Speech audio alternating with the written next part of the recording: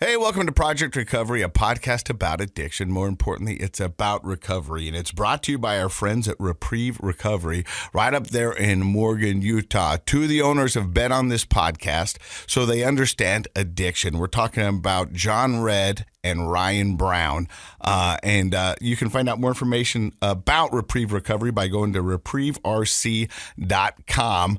Once again, it's just Casey. Dr. Matt is not going to be here this week, and well, to be honest with you, neither am I. I'm taking my family to Punta Cana in the Dominican Republic, and we're going to go down there and enjoy it. But what we want to do is highlight one of our past guests. His name was Cade Cooper. Now, hold on one second. If you guys will allow me to do this, I've got his number.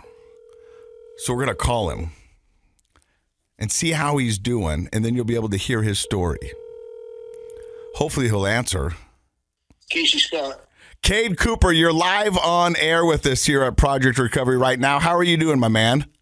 I'm good, brother. How you doing? Good. Well, so I'm actually recording this because I'm going to be out of town next week, and we're going to replay your episode. So I wanted to ask, how are things going for Cade Cooper right now? They're good, brother. I had another manic episode last year. Yeah? So it was crazy, and one night in it, I decided I was going to eat mushrooms one time, and I thought that was a good idea, and it was a very bad idea. So we kept it to one time. I'm back on track, man. I think I'll be a year again on May 23rd. So just picking back up and doing good, brother. Well, and I think this would be a good time to talk about this because in the world of recovery, relapses happen, right? It's been tough, Casey, because it was on my 4-year anniversary. And if you're familiar with mania, man, you're so diminished in your ability to withstand stuff. You know what I mean? And so it's been humbling for me, and with what I do online too, because the whole thing was really public. And, I'm talking to my sponsor, and people are like, "How long you been clean?" And I'm like, I hate saying this long because I've got all this recovery time. And he's like, "Okay, just say you slipped one time in 5 years because you've still got all this clean time, right?" And it didn't do anything, because I honestly, I feel like I'm better now than I was even before it all happened. But well, that's the thing about slipping and relapse. A lot of people think you have to go back to ground zero, but you don't, because you still have all that information that you gathered over the 4 previous years. So you don't start back at square one. You start back where you left off, and you keep moving forward.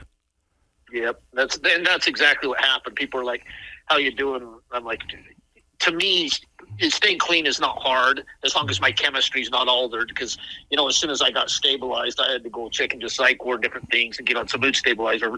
But as soon as I stabilized, it was just hey, do the same things that I've been doing, and the obsession, the desire to use has been gone for another year.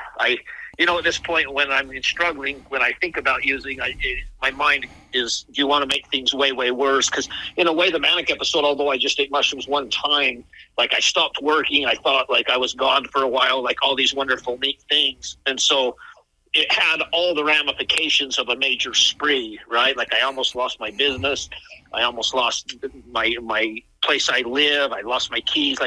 It's quite a story, Case. Well, I'll tell you what. Here's what we're going to do, Cade, is we're going to replay your episode, and then when I get back from vacation, I will call you, and we'll get you back in for another episode of Project Recovery. How's that sound? I would love it, brother. I would love it. Just let me know. I love you, buddy. Be good. Love you too. Appreciate it, Case. Hey, welcome to Project Recovery, a podcast about addiction. More importantly, it's about recovery. I'm Casey Scott. That's Dr. Matt Woolley. And another episode, we're getting ready for it. Are you ready, bud? I am so ready. So now sometimes we're graced with some information from inside that spook alley you call a head. Mostly it's rooted in facts and science and all that stuff that you base your degree on. Oh. So what did you bring for us today? Well, it's just kind of an interesting study came out recently that talked about the relationship between alcohol and depression.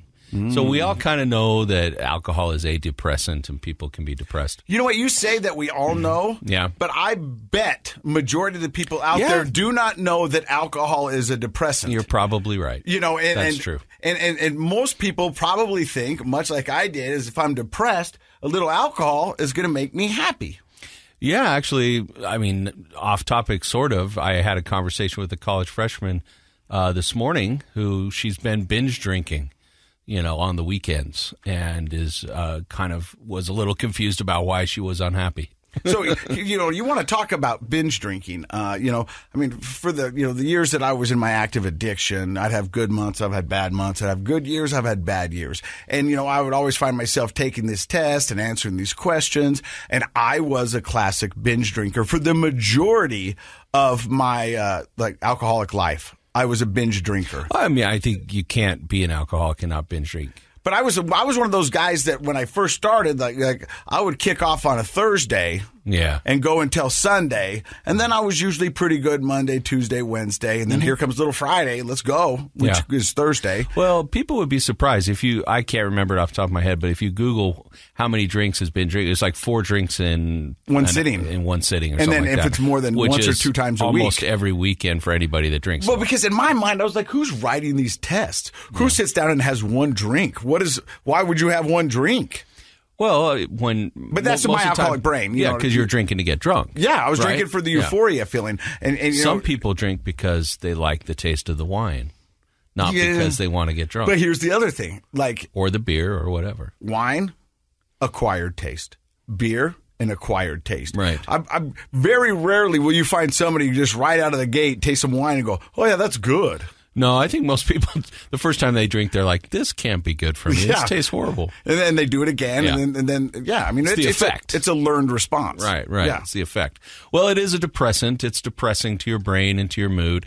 Not always the first or second or third drink, but that's the physiological effect it has on you. And if you're struggling with your mood already, drinking's a bad idea. But here's what the study is. It breaks it down by gender. Okay. And so I'm going to quiz you.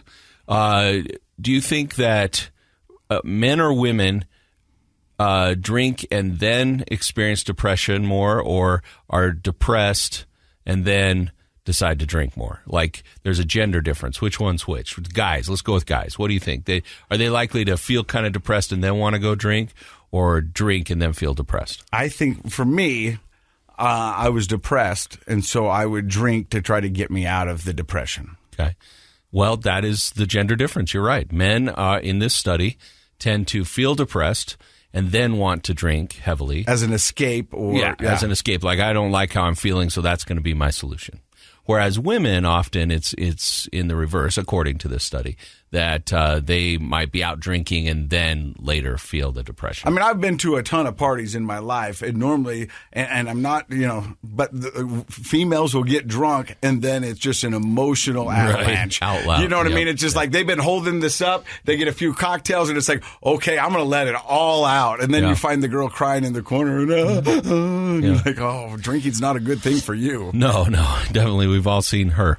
But I had sort of a snarky response to this research article. From? Just because, in the end, what's the difference between the two? Well, it's the chicken and the egg, or the There's egg no and the difference. chicken. In the end, you're drunk and depressed. That's basically how it is. So I thought it was kind of funny. I mean, sometimes science and research can be a little bit funny. It's interesting, I guess, and it's interesting that your experience also aligns with what the research was saying about men versus women in your experience. But in the end, since alcohol is a physiological depressant, which tends to depress your mood, in the end, people who drink a lot also experience a lot more depression. But that's one of the things that, people go, I saw a guy at the gym this morning, and he's like, he goes, how long have you been sober now? And I go, 4 years. And he goes, is it tough? And I go, what? And he goes, the not drinking part. And I go, that part really isn't that hard. That one's pretty easy. He goes, well, then what's the hard part? And I go, dealing with my emotions, dealing with problems, and real life. And, that's what most people deal with. But I don't have that tool that other people have. Like, after a long day where people are everybody's coming at you 9 ways, you go home and you go, I just want to have a cocktail and sit on the couch and decompress. Yeah. I don't have that option. No, but I mean, now you're talking about just addictive behaviors in general, because it's not like everyone else has it figured out on how to deal with their problems and you didn't. The reality is the DOC, right? What is a person's DOC? It's easy to identify people who have an opiate addiction or alcoholism, or they're smoking weed every night, that kind of thing. But what about the person that's been to swig 3 times today, or they're out, overeating, or they're staying obsessing up over till 2 football or games 3 and a.m. fantasy football. They know every player in the NFL and all their stats. Pornography, or Netflix, or video games. So people's life is hard. Life is a struggle. I just had this conversation with my daughter on the way down here because things aren't going her way in a certain aspect of her life, and she got dealt some bad cards. And it broke my heart because as a dad, I want to go in there and fix it. Sure. But this isn't something that a dad can go in there and fix. And my best advice was, sometimes life sucks. And it's hard. Life is hard, but that's where resilience is built. I told her that. Especially when you're growing up. Good job. That's what I told her. I said, here's the one thing, honey, is you got the Scott gene. And she goes, well, what does that mean? I'm going to get love handles? And I go, no. It means that we don't give up. She is your kid, huh? It says it means we don't give up. Yeah. And then I had this conversation with her. I go, honey, look, it would have been real easy when I got in the accident and I lost the job and I did that just to go away. Throw in the towel. But that's not what we do. Yeah. We fight. We come back stronger and better. And I said, so if this doesn't work out this year, that's okay. That just means you've got a goal for next year. And you can put your mind to it. And I guarantee if you do that, you can do it. And she's like, okay. But she still wasn't like buying into it completely because it's just tough. Well, she's a kid and it's hard. But that's the right attitude to model to her. And it's really the only solution if you want something. If you're not on the team, there's a way to get on the team. Yeah. And that's to practice harder. And if you're not sober, there's a way to get sober, and that's to do the work. And you have to do it, and you have to show up. And you are the one that needs to do the work. And that's just what it's all about, man. Well, I like what you said because it's hard to, you have to deal with your emotions now, whereas alcohol was your escape in the past, right? 100%. That's why research shows that people who, in addition to sobriety, just not drinking, they find other ways to have therapy and learn skills. So people are different, and the type of therapy you choose is different, and hopefully is a good fit for you. But whatever you choose to do, you need to find something where you're getting help, support, and I like to just think of it as training, So a lot of people, it's more on the physical, and they need to work out and do the meditation and all that kind of stuff. For other people, it might be very much about deep-rooted emotional, psychological things. Lots of people who struggle with addiction have had trauma that's never really been dealt with when they were growing up. Processed. Yeah. So you do need to learn skills to replace the addiction, the DOC. And I think that right there is the difference between being sober and being in recovery. Right. I agree. And being in recovery means you're constantly working You're growing. for a better version of you. Yeah. The person I was 4 years ago is not the person sitting here before you today. And the person that's going to be here next week is not going to be the same person that was here today. I mean, you're always evolving. You're always changing. Yeah, I agree. That's the goal. That's right? the goal. And once again, it goes back to, we've had people on the podcast, life's not about the destination. It's about the journey. And we're all just on this journey, and we're all doing the best we can. We need a little more empathy. We need a little more love. We need a little more understanding. And if we can do that, I think we'll be better people for it in the end. Well, I think that the folks that come on our show are helping other people do that because they're sharing their stories, and that models something to somebody that hopefully is inspiring to them. And that brings us to our guest today. His name is Cade Cooper. How are you? I'm good. And you heard us talk a little bit. You've never really listened to the podcast. Are you ready for this? Sure. I heard a little bit. I listened to a little bit, and I got a 2-day time window. Oh, to did prep you? myself? Yeah. And so you crammed for this test. He did his homework. I probably didn't cram a lot. I'm overly confident. That's my problem. So, do you think your overly confident affected you in your addiction? You bet.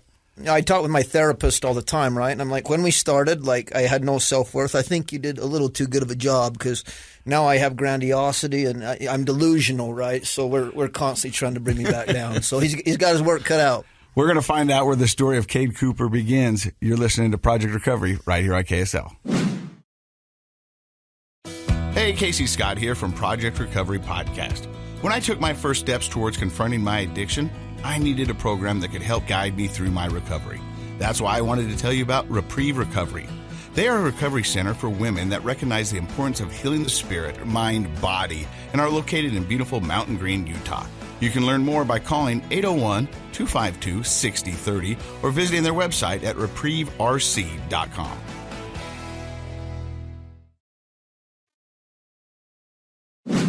Hey, welcome back to the podcast. I'm Casey Scott. That's Dr. Matt Woolley. Our guest today is Cade Cooper. He's 40 years young. He's been sober for 3.5 years, and we're going to find out more about that in just a second. But where does the story of Cade Cooper begin? Well, I was born in Fillmore, first territorial capital. You know, I tell my mom I was conceived in the Hot Pots, right? That little place outside in Meadow. She disputes the story, and she's certainly not going to appreciate me sharing that here, but it makes sense.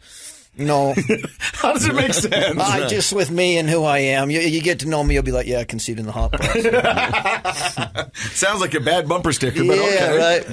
I'm the middle of 5 boys, so there were 5 boys in my family, and you know, my parents, they're very active in the Church of Jesus Christ of Latter-day Saints, and raised that way, and none of them ever used it all.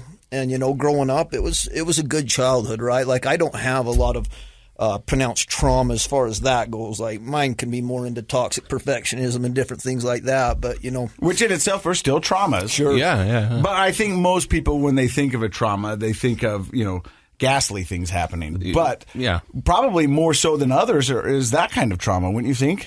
Yeah, definitely. How we perceive the world and then the effect that has on us. Perfectionism can be actually quite detrimental to a person growing up. Yeah. And I think it's a byproduct of a hyper-religious household, right? So despite my parents' best intentions, you know, you get in trouble. Did you do it? Obviously, you always say no.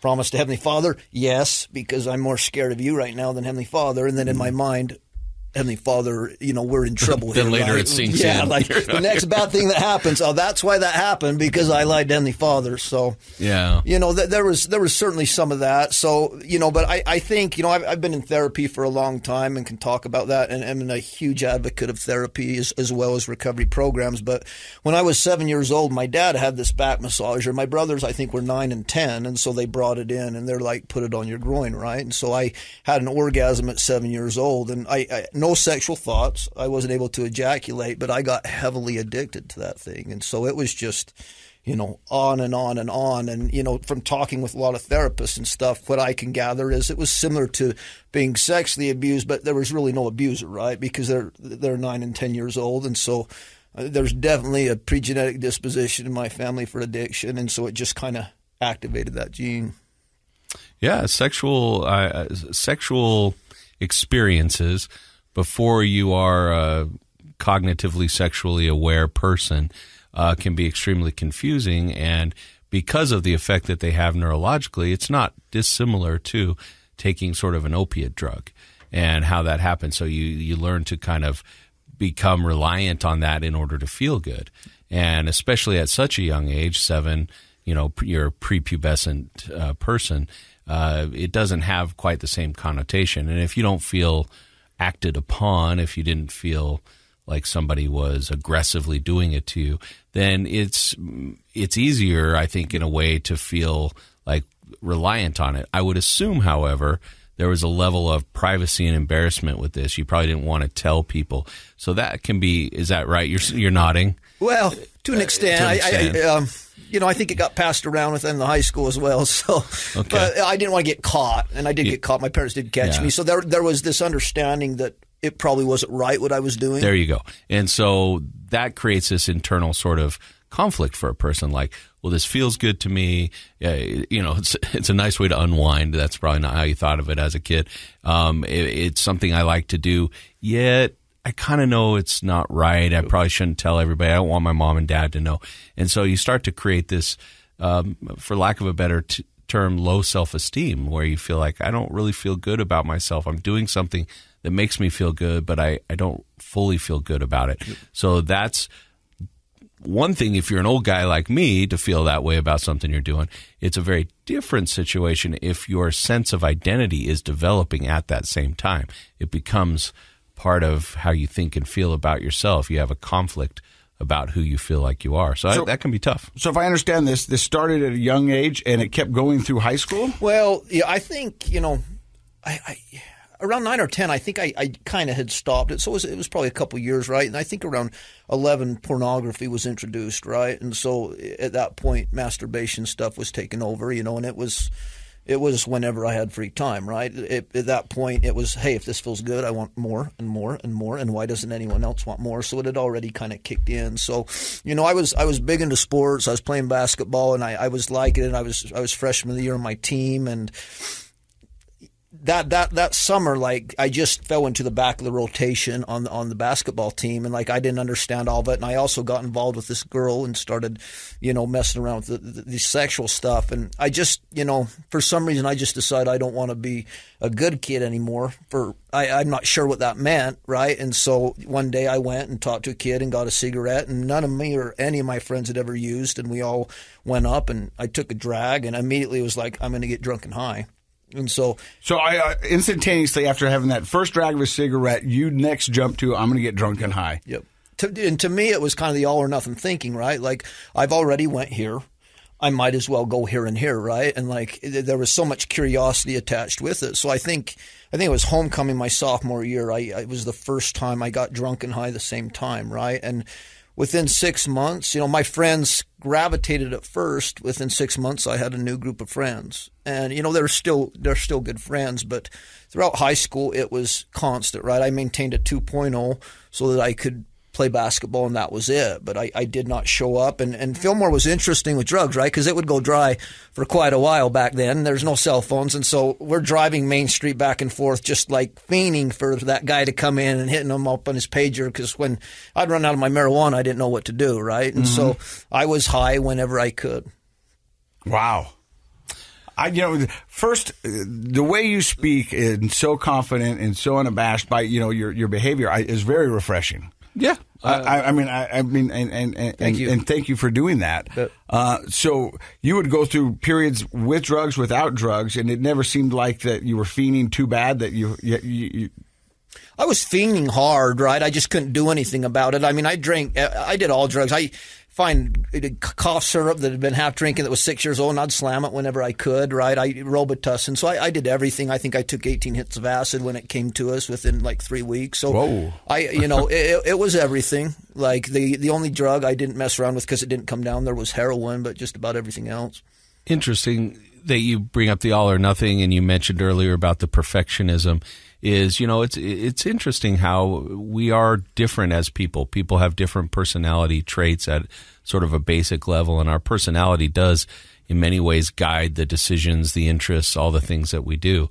And so rigid thinking, perfectionistic thinking becomes black and white, all or nothing thinking. So it's interesting that you kind of made a decision. You're like, well, I took the drag on the cigarette, which between all of us is really not a big thing. Somebody takes a drag on a cigarette, it's a small thing. But in your mind, it was like, I'm all the way over to the other side. So I'm going to go all in. And so I'm going to use everything I can, anything I can find, which in Fillmore back in the day must have been a little bit of a challenge to find the stuff you could use. But you were all in on that. How about the group of friends that you left? Did they ever try to pull you back?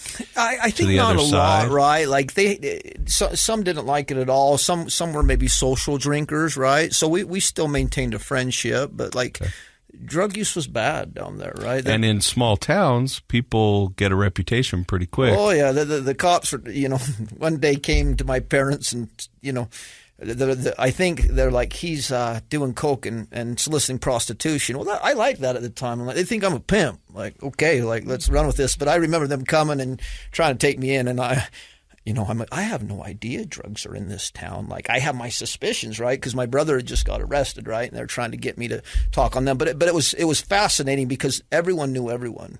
My late father was a 2-time county commissioner, and he later was voted commissioner of the year in the state of Utah, and then elected official in the state of Utah out of the governor and everyone, right? So he's very well known. So it was very tough for them, and I didn't really fear law enforcement or anything. I feared my parents, right? So as I work with kids, it's like, you may think it's fun. Well, if I look back, it was horrible.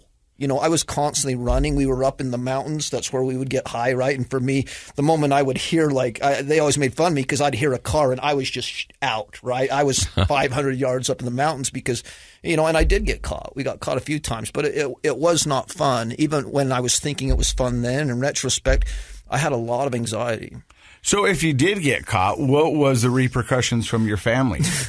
Well, my father, I always say I'm my dad without therapy, right? Bless his heart. He was a passionate guy. He would freak out and lose it, right? And it just hurt my mom. And now that I understand, it really hurt my father too. But they had no idea how to deal with this, right? My two older brothers didn't have these issues. And so my second brother started to have these issues in college at the same time. So there were people. My dad was a branch president out at the local jail, right? And the joke was, "Hey, Johnny, good thing that you're the branch president, so when your boys are out in jail, you can visit them," right? So, so it was interesting. But I would get grounded, but it really didn't matter, brother, because I would sneak out, because my parents were strict with me, and they raised each one of us different, right? I'm the middle child, so I have the middle child syndrome, right? But it was hard on them. I have two kids now, and I don't know what I did, but they're pretty easy. Granted, they're 10 and 13, right? But for me, it's just, I feel bad, right? I put them through hell. But you didn't think that at the time. No. So there's not a ton of, I worked through the shame and stuff, right? The whole guilt, shame adage, guilt, I did something wrong, I feel bad, and shame, I did something wrong, there's something wrong with me. Did you feel, a lot of times middle kids feel like they have to sort of set themselves apart, like the older ones are getting sort of the attention and the younger ones are getting a different kind of attention.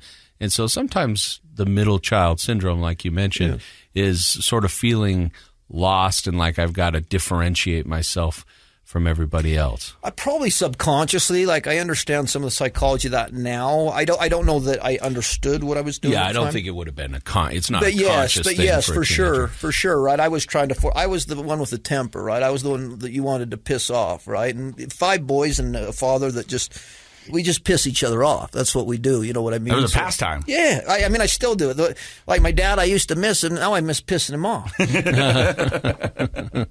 So you're in high school, you're running and gunning, you're taking everything possible. You'll go through dry spells. At the same time, are you still with pornography or have the drugs taken over? No. Pornography is straight up there. As I talk now, I probably consider myself a hardcore drug addict who would use pornography. You know what I mean? But no, it was very much pronounced within it the entire time. So the whole time, if I had any free time, right, with drugs, it was, my nighttime routine was wait till my parents fell asleep, go sneak downstairs, hope they didn't bust me, go do drugs, then go in, masturbate, go up and create a concoction of, the weirdest food ever and fall asleep. And that was my nighttime ritual throughout every night of high school. Wow. So when does it start to become, it sounds like a problem, but in your own head, when does it start to become a problem? Well, I wanted to go on a mission, right? And part of it was I felt like it was my way out, and I had, Wait a second. After all of this high school, you decided you wanted to go on a mission? All the time through, when all the time I was using it, I'd still say it. We'd be all camping and stuff, and I'd be like, I'm going on a mission.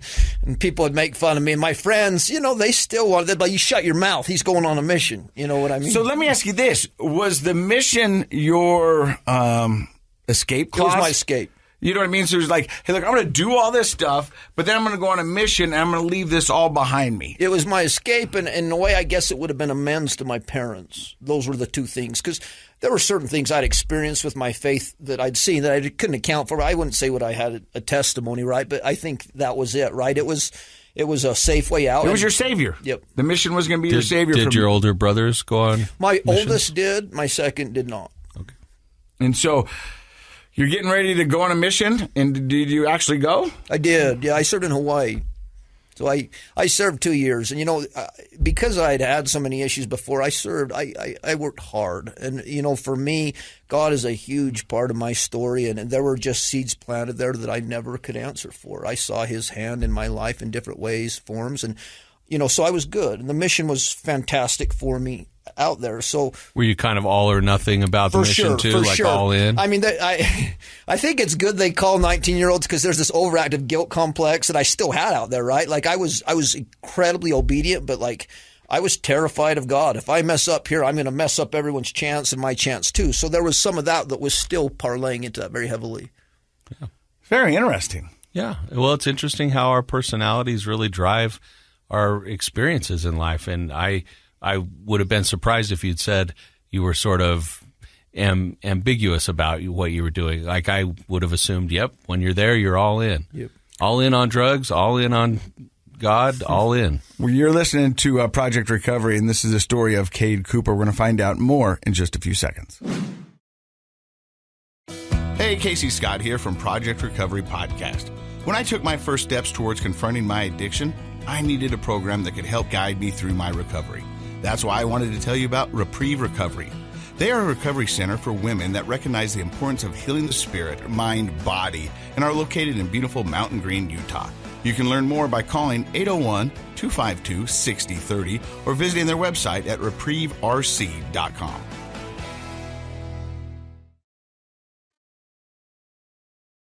Welcome back to the podcast. I'm Casey Scott. That's Dr. Matt Woolley. Our guest today is Cade Cooper.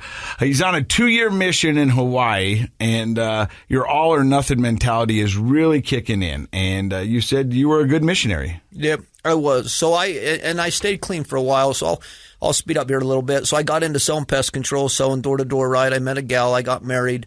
Eventually, I started my own business out in Houston, Texas. Okay, wait. Before we get to that, when you got back from your mission, did you go back to your old ways? Not really. It was like every 5 or 6 months, though, I would have small relapses, whether it was faking a back injury to, get some pain medication, or if I ever got prescribed Loratab. So I was still in addiction. I wasn't looking at pornography. About, I think, two years in, I started back up with pornography, and then as soon as I got married, I had stopped that. But there was some unmanageability, but not nearly to where it was before. But you start a pest control company, and you find yourself living in Texas. Yeah, and the guys that were selling for me in this door-to-door mall, right, they were all my friends. So at that time, I was extremely codependent, right? So, my poor ex, like, I went from the guy that was totally in love, and I still was, but like when you have 20-year-olds and you're codependent, like your day's only as good as the worst day of selling, and I swear none of them had a good day at the same time, right? So I was working morning till night. Well, one night I got a call that my dad was really sick, and today is 10 years that he passed. Oh, I'm so sorry. I appreciate it, and I've processed it now, so it doesn't necessarily bring so much. In fact, he bothers me a lot now, and sometimes it's like, stay out of my business, like I've got this, so I know he's there, but it was catastrophic, man. This was my hero. He was everything to me, and it shattered me. I remember getting that call, right, and like. So he was sick for 3 years, and he was in and out of hospitals, and he had kidney failure. They didn't catch it till then, right? So during this time, we're building this business up. We started to do millions of dollars in revenue. So I'm like, I'm going to move home and see my dad. Well, in the meantime, I had gotten prescribed Xanax different times. I went through full benzo withdrawal for 3 days and about died over that. But I had kind of just been using different sleep medications and not going full in. So we moved back, and I'm like, okay, I want my kids, and we think he's going to get a kidney. And I get a call from my little brother, and it said, Dad has a year to live at the most. And so me and all 5 of my brothers, we went home, and he passed away within a month. And thank God I was clean at that time, right? And I felt everything there, and my dad left me with no. I knew he went on, right? There were just certain experiences that were so pronounced. But, when you lose someone, I think, through the stages of grief and just you're okay at first and you're so busy with the funeral and stuff that I was okay, right? But after he went, I went into a deep, deep depression. And, at that point, I meet with the doctor and they're like, let's try, SSRIs. So I tried antidepressants and it did not help me at all. So one day I met with this doctor, and he's like, you just scream ADD. And he's like, let's try Adderall. And I'm like, I have addicted tendencies. So anyway, I got on this drug, and the first time I took it, I'm at a family reunion, and I don't know half the people, and I felt like God. Like I felt, is this how everyone feels? And I was talking and sharing everything and this and that. So I didn't know much about this drug. We moved back out to Texas. All I figure out is, hey, if you don't eat a lot, it tends to work better. So I went from 190 to 145 pounds, right? Wow. And I'm thinking I'm looking good. And everyone at first is like, you're looking good because I'm working out. Because he's like, run 40 minutes in the morning to help stimulate your natural dopamine production.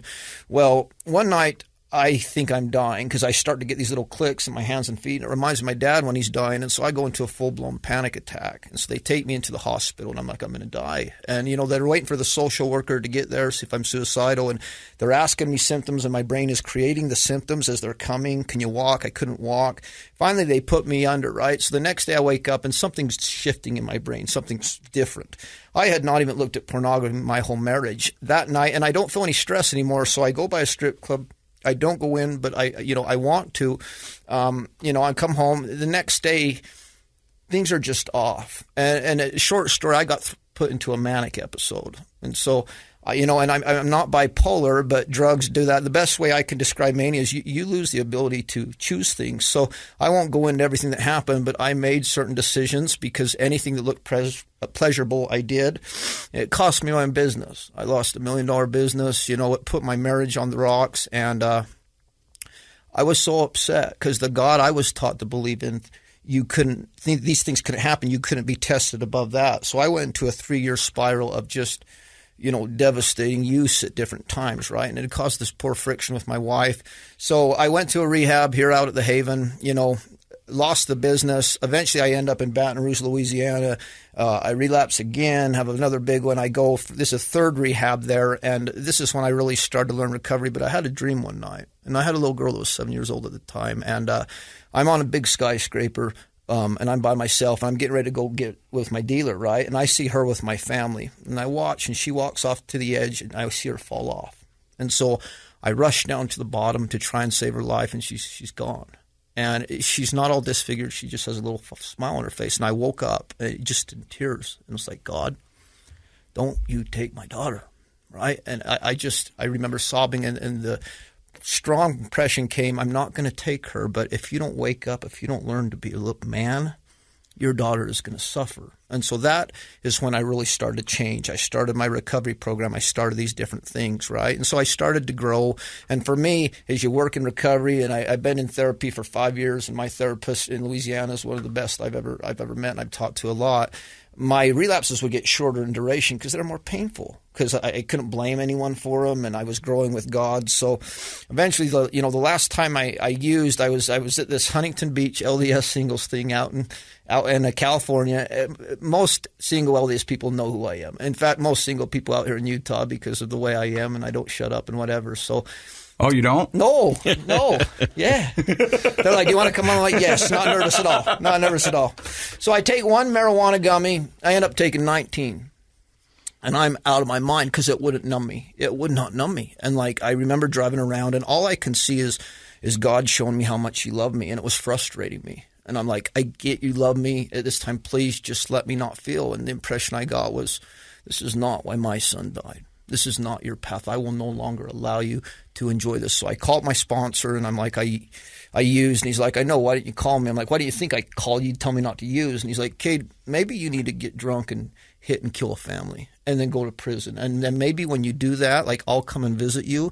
And at that point, maybe you'll grow up and you can get help, and I'll still help you. And then he hung up the phone. And It was one of the nicest things anyone ever said to me. Because I have driven that way 100 times, thousands of times, right? With my kids, it was saying, I don't care about Casey's kids. I don't care about Matt's kids. I don't care about anyone but myself. And that's what I was doing every time I got under the wheel, right? And so things started to shift, and I really started to put, time in. And from that point on, I've been clean. Wow. Well, he said what you needed to hear. Yep. Why do you think that hit? Why did that? Because I'm guessing you'd heard other messages at other points in your life that were probably the same message, just delivered a different way. Why did that touch you that day? I think it was coming. Yeah. I think it was coming. I think, we change behavior when the pain of persisting in the behavior is less than the pain of changing. And I think I was tired. I was sick of it. And I just, I've been so open with my stuff, on Facebook. When I first got divorced, right, I go on this Lake Powell trip, and I'm on a boat with a bunch of beautiful women in bikinis, and they're playing hip hop, and I'm like, this is like an MTV music video. And I'm like, man, I didn't think I'd be here 5 years ago, but I'm glad I am. And so I posted this stuff online, and I started getting messages from my buddies saying, man, we want to get divorced. I'm like, why would you want to get divorced? So they're like, look at your Facebook page, Cade. And I started to realize, man, I need to be careful what I convey on social media, because comparison is flawed and fundamentally inaccurate, because we really don't know what people are going through. And nowhere is that more amplified than social media. And so God hit me very early on. You need to own your truth. So I think my first big post was, hey, you want to know the realities of divorce? You try telling your little 7-year-old you're leaving. And that was the most painful experience of my life. And have her bawling and just saying, sorry, sweetie, like, I don't know what to tell you, but I'll try and be there for you, and going through this stuff. And so I started posting all this stuff. A while back, I'm wondering what to do, right? I've gotten clean. I've met with my therapist, and I wanted to get my degree and become a therapist. And he's like, well, Cade, I can just teach you everything I know, because I own a pest control business, don't have enough time. So I've started meeting him every week for 3 years now, and I've learned a ton about it. I had met with a big rehab facility. They're famous out here. They treat a very wealthy clientele, and I ended up meeting with the leading interventionalist. I've done some of them. I ended up meeting with the leading the manager out there, and they're like, you're good for our clientele because you don't get starstruck. I'm like, well, that's because I think I'm better than them anyway, so perfect, right? They're like, you can do interventions. These people pay sometimes up to $100,000 per intervention because it's nothing to them, or you can do frontline work where you go and live with them after and kick out the enablers. And one day my buddy hit me up and said, why don't you do your own podcast? And everything lost relevance. And so the past 6 months, I've put a lot of time, money, and effort into a YouTube channel called Gettin Your Life Back with Cade Cooper. It's Gettin without a G. And, to me, it's not just recovery based. It's just, trying to throw out, this is how I healed, and I'm an active member of the Church of Jesus Christ of Latter-day Saints, but not everyone is. And some of my friends hate the church, and that's fine. I still like them. So I've brought on different people to share stuff. And in the process, I've had topics on codependency. I think my last one was, you're not a stud. You're manipulating her trauma for your gratification, so yeah. It's been interesting, but it's certainly been there. But for me, it's the hardest thing I've done. But much like what you're doing, Casey, it's been my way to kind of give back, because I do have a very strong presence within the single scene out here. And, it's just, when you get to where I am, everything is beautiful now. And amen. I love my life, and these things are unfolding. I'm like, is this possible? I used to sit in church and someone's like, oh, I'm grateful for my trials. And I'm like, if they say that again, I'm going to take my boots off and I'm going to chuck them at the pulpit and I'm going to knock someone out, because that's BS, right? And they don't know the pain I am. But through working with people and working in recovery and just trauma in general with different people, I've realized, hey, there are certain situations I could not have helped that person if I hadn't went through that, or if I hadn't made that bad decision that I made, and it all played into something. And in the end, my whole question with God the whole time was, you took everything from me, right? And that's what drove my using. I lost my business. I've lost everything, and it's all your fault. And as long as I could pin it on him, there was no confliction when I used, which was very dangerous for me, right? Because then the drugs worked very well. Well, I think that, to sum everything up, when I stopped asking why me and just why, like, why, God, why did you do this? And the answer was, you're an addict and you're just getting millions of dollars. Well, Cade, when you get success, you tend to kind of push me away. And also, you have instant accessibility to pleasure in all types of forms. So I stepped in to save you. And in the process, I watched you badger me and scream at me and hurt people. And I let you do it because I love you. Wow. It's that perspective change, isn't it? And now what do you think about people when they say, I'm grateful for my trials? I love it. Man. It's because our trials can teach us things, and it's not until we learn from our trials that when somebody says that, it takes on that whole other meaning. There was a shift for me. When I go through stuff now, I don't ask God to take it away anymore, because I understand it's just help me learn the lesson as quick as I can, so I don't have to experience this anymore. But I'm grateful to feel today. My life is a different kind of hard, right? But I don't think it'll ever be as hard as it was, because I have a knowledge of who runs the show, of God. So no matter what, I have this perspective that, hey, I always want to know how things are going to work out with who and where and when. And I rarely get that information, but I always know it's going to work out. Well, resistance promotes growth, and that's how we really grow. And it sounds like you've done a lot of growing. And now short trials are better, though. I will agree with you on that. Yeah. Sometimes I pray for him. I mean, that was stupid. Like, my therapist always, Cade, like, I'd like to be God with your prayers, because he's like, let's give my son whatever he asks for and watch him freak out. So why, I mean, you've kind of answered this, but what was it the relationship with your daughter that really gave you the strength to? I think so, Casey. And, my boy, too. I wanted to die. That last rehab, I'm listening to the war stories of these guys that have, been homeless and stuff, and I'm listening to all the women they've slept with and all the drugs they've done. And for me, I was a little upset because I'm married, right? And I'm a member of the church, so I would go wild, but it wouldn't last for very long. So I remember being jealous of them. I'm like, I want to experience all that. I want to sleep with as many women and do as many drugs. And you know what? If it leaves me homeless, then that's okay. But the only thing that I couldn't do was I had these two little people that needed their dad. And, I'm a single man, and brother, I want to get married at the right time. It's very important to me. But those two taught me about God because they're everything to me. And I could not leave them. And, my therapist would call them my anchor babies, but they were. And, today they're everything to me. So without them, I would have ended it a long time ago. So you say life's better than you ever could imagine. You still have trials? Oh, you bet, brother. Starting this thing has been tough. I can't tell you, brother, how many times. Obviously I believe in God. I certainly believe in Satan as well. And when, I have helped people for a long time, right? As I post my reality online, there's so much trauma at my age. Well, if you're single and you're dating at 45, 50 years old, well, we now have 30 more years to accumulate trauma. And for me, it's rare to find someone that goes through the process to change, right? Because any change initially is very painful. And so I think people start to feel that pain, and then they go back into the definition of insanity and let's just do the normal stuff and just, expect different results. Well, for me, it's I don't care. I'll go through anything I need to as quickly as I can. So, I mean, that's certainly tough. I work in addiction actively with people. I lose people a lot. Within my recovery programs, I've done interventions. So yeah, it is. There's certainly trials there, but it's not nearly what it was. I don't feel unmanageable, right? I don't feel like, hey, things are going to spiral out of control. And for me, people ask me, is it hard not to use? I'm like, no, but I'm very consistent. My motto is consistency despite circumstance. There's just certain things I do every day.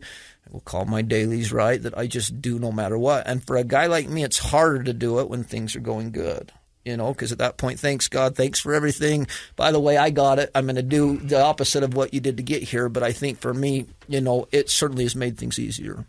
What do you think, Dr. Matt?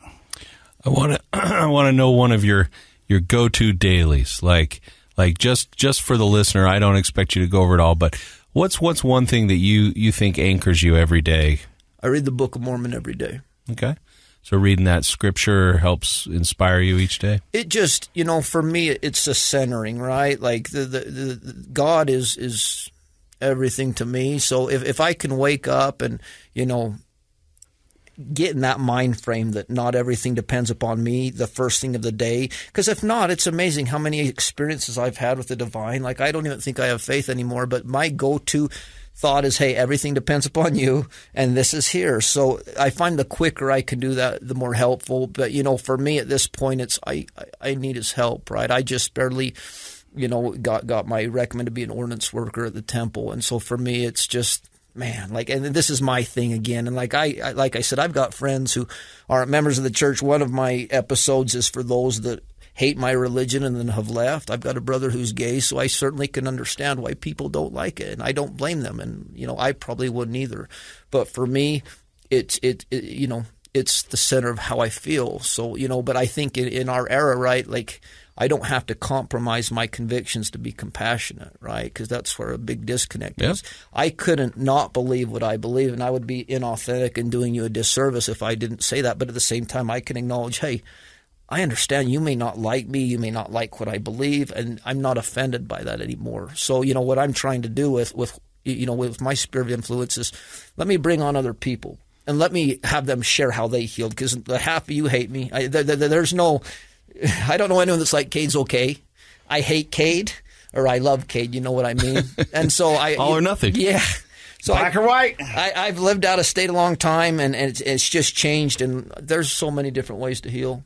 Well, I love it, and I think what you're doing is amazing. If people want to follow you and find out more about all the great things that you're doing in the world of recovery, where do they find you? So my YouTube channel is Gettin Your Life Back with Cade Cooper. It's Gettin without a G, just Gettin Your Life Back with Cade Cooper. I stream the same thing to audio. I do it podcast through Apple, Amazon, and Spotify as well. I mean, I've got a little. It's in its early stages, right? It's in its infancy, but. Yeah, if you want to get on that way, you know, be glad you don't have to see what I look like because I'm pretentious, right? My skin's well, that was going to bring me to my next question. When they make the movie of your life, which celebrity do you want to play you? I'm thinking Jason Statham. He's got the Statham you think look. he can switch the accent enough? I don't know, but it's worth a shot. Oh, I appreciate that, brother. I'll accept that.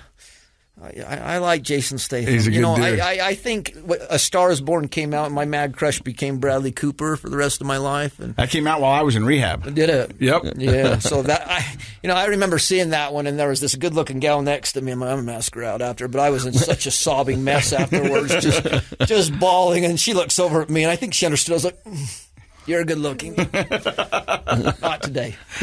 Dr. Matt, your thoughts on Cade Cooper? Wow. That's my thought on Cade. Cade, I appreciate you, man. Really appreciate you coming on. I love your energy.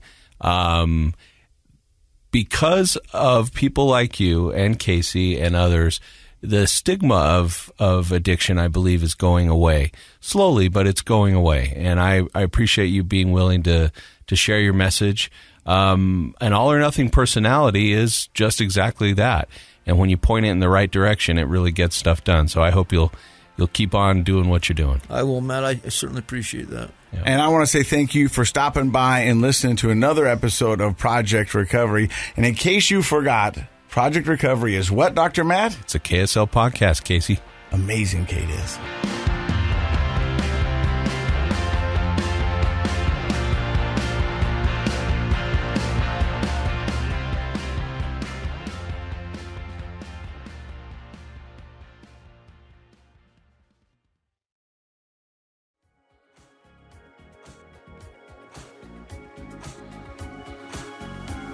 The contents of this program are for informational purposes only. The program is not intended to be a substitute for professional medical advice, diagnosis, or treatment. Always seek the advice of your physician, licensed therapist, or other qualified health provider with any questions you may have regarding a medical condition. Never disregard professional medical advice or delay in seeking it because of something you've heard on this program. KSL does not recommend or endorse any specific tests, physicians, products, procedures, opinions, or other information that may be mentioned on the program. Reliance on any information provided on the program is solely at your own risk. Hey, Casey Scott here, and I'm happy to say our podcast, Project Recovery, is sponsored by Reprieve Recovery. Reprieve is a women's-only center located in Mountain Green, Utah. Find out more on their website at reprieverc.com.